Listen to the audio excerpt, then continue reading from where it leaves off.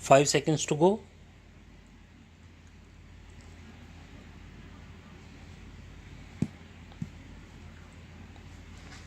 Start. Sir, 1987 has been a year of persistent challenge and of determined response by the government. It has been a year of achievement in the face of great difficulties. Some difficulties were caused by disruptive forces within the country, some difficulties by disruptive forces inspired from abroad, and some difficulties were caused by the weather. When in 1966-67 Indiraji launched the Green Revolution, she too was faced with similar difficulties, weather difficulties. It was her far-sightedness that has given our economy the strength and resilience with which it has met the present crisis, with which we have been able to meet the present crisis entirely through our efforts and our endeavor. We have not carried the begging bowl to anyone. We have not compromised on our freedom of action. At that time, Indiraji's strategy was opposed by many experts and technicians. It was opposed by certain myopic elements in the opposite benches. Indiraji prevailed because of her faith in the efforts of our Kisans, because of her confidence in the ability of our scientists, because of her trust in the performance of our extension workers.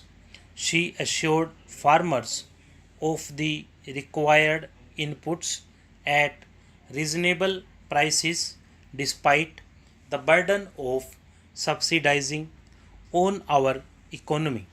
She gave the farmers remunerative prices as the cardinal principle of the new strategy. She nationalized the banks to give credit at the doorstep of the farmer.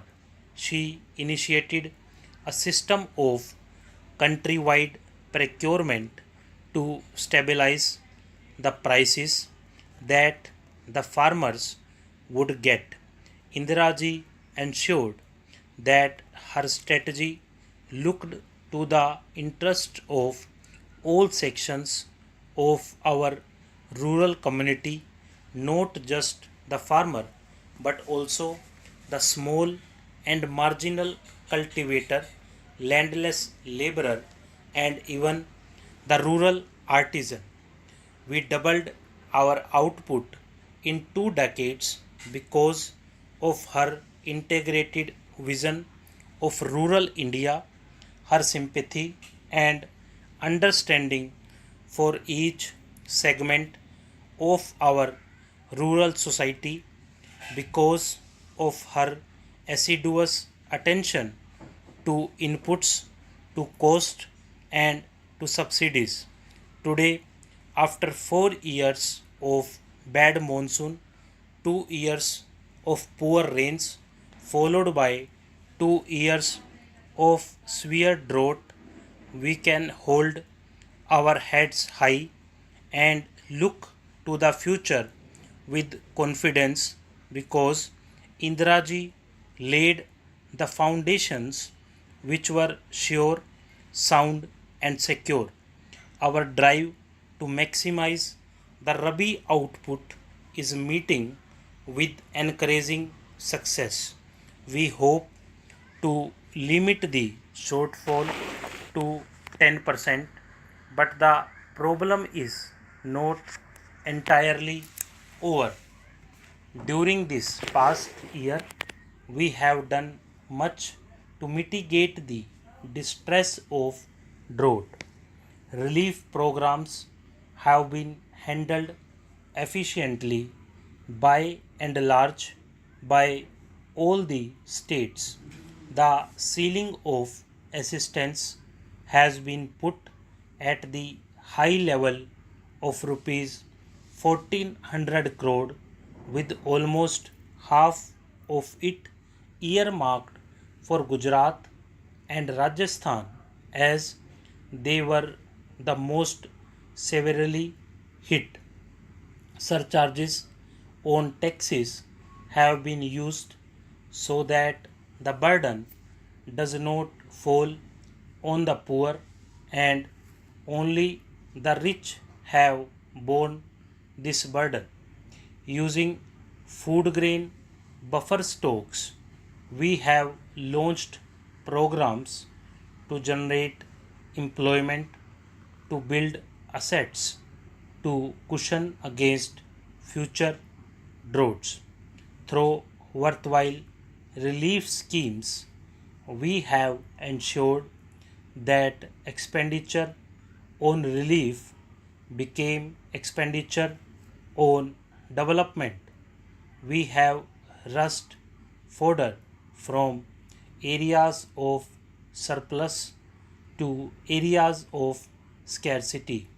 Special schemes for drinking water have been implemented, and we have taken up special programs for boosting the demand for the output of the village artisans and the handloom weavers. This is especially important because these are sections who normally get left out, and they face very severe consequences of the side effects of a drought. The genesis of the Green Revolution was the scientific breakthrough which brought in new hybrid seeds. It was also a complete package of inputs to the irrigated land, leading to self sufficiency in food grains. We must now ensure that there is no leveling off of our food grains production.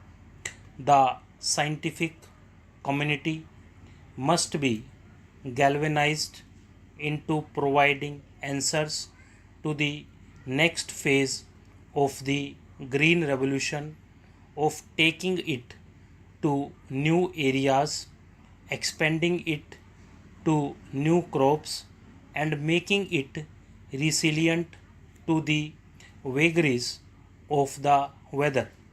Already, the special rice production program is spreading throughout eastern UP and is changing eastern UP into the new granary of India. Dry land farming has been boosted by the technology mission on oil seeds and by the national project for pulses. The primary cause for our not surpassing the 1983-84 record food grains crop has been the weather, and it would therefore be reasonable to hope for a better monsoon this year.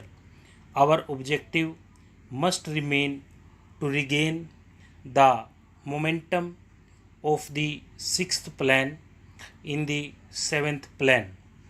We will give a new thrust and a new impetus to agriculture.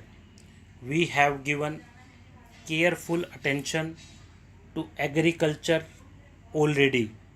I have held review meetings at various levels and I have given specific directions to the Planning Commission to revamp the plan for agriculture. I have instructed them to reorder the priorities to give agriculture the highest importance. I have asked them to furnish a detailed district wise crop plan for the coming season. Stop.